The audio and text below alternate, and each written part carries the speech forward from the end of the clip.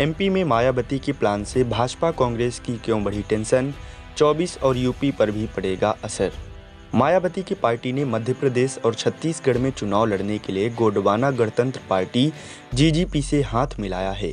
सीटों का बंटवारा हो गया है। चुनाव आयोग ने सोमवार को 5 राज्यों के विधानसभा चुनावों की तारीख का ऐलान कर दिया है।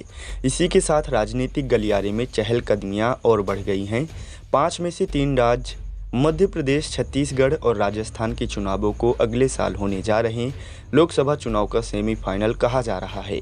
तीनों राज्य में मुख्य मुकाबला भारतीय जनता पार्टी और कांग्रेस के बीच माना जा रहा है, लेकिन बहुजन समाज पार्टी बसपा सुप्रीमो मायावती ने मध्य प्रदेश और छत्तीसगढ़ में एक ऐसा प्लान बनाया है जिससे आगामी लोकसभा चुनाव और 2027 में होने जा रहे उत्तर प्रदेश विधानसभा चुनाव में भी असर देखने को मिल सकता है। मायावती का क्या प्लान? मायावती की पार्टी ने मध्य प्रदेश और छत्तीसगढ़ में चुनाव लड़ने के लिए गोंडवाना गणतंत्र पार्टी जीजीपी से हाथ मिलाया है। एमपी में भाजपा की सरकार है और छत्तीसगढ़ में कांग्रेस सत्ता में है। ऐसे में बसपा और जीजीपी एक साथ चुनावी मैदान में उतरकर दोनों राज्यों के दलित और आदिवासी वोटरों को साधना चाहती हैं। इस प्लान को मायावती की नई सोशल इंजीनियरिंग कहा जा रहा है। मायावती को यह उम्मीद है कि अगर गठबंधन और उनकी पार्टी एमपी और छत्तीसगढ़ में बढ़त बनाती है तो उत्तर प्रदेश के आदिवासी बहुल इलाकों में भी इस प्रयोग से 2027 के चुनाव में इसका फायदा मिल सकता है। सीटों का बंटवारा कैसे? इंडियन एक्सप्रेस की रिपोर्ट के मुताबिक मध्य प्रदेश में 178 सीटों पर बसपा और 52 सीटों पर जीजीपी चुनाव लड़ेगी। एमपी में कुल 230 सीटें हैं। एमपी में 47 सीटें एसटी और 35 सीटें एससी के लिए आरक्षित हैं।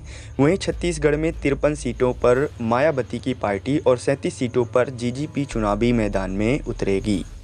छत्तीसगढ़ में कुल 90 विधानसभा सीटें हैं, जिनमें 29 सीटें एसटी और 10 सीटें एससी के लिए आरक्षित हैं।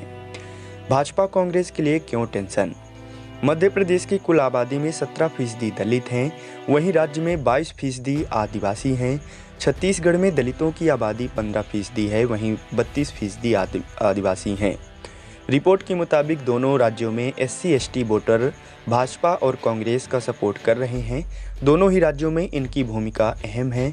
ऐसे में मायावती ने जीजीपी के साथ गठबंधन कर एक बड़ा दांव चल दिया है। यह वोटर अगर बसपा जीजीपी के गठबंधन की ओर शिफ्ट हो जाते हैं तो भाजपा और कांग्रेस को भारी नुकसान पहुंच सकता है और इसका असर 2024 के लोकसभा चुनाव पर भी पड़ सकता है।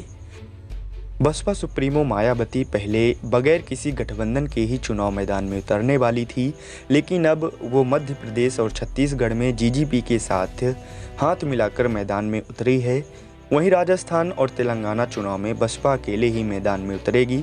मायावती ने सोमवार को ट्वीट कर बताया कि बीएसपी मध्य प्रदेश व छत्तीसगढ़ राज्य में गोंडवाना गणतंत्र पार्टी के साथ चुनावी समझौता करने के अलावा मिजोरम को छोड़कर राजस्थान व तेलंगाना इन दोनों राज्यों में अकेले ही बिना किसी से कोई समझौता किए हुए चुनाव लड़ रही है और इन राज्यों में अच्छे रिजल्ट की उम्मीदें करती है।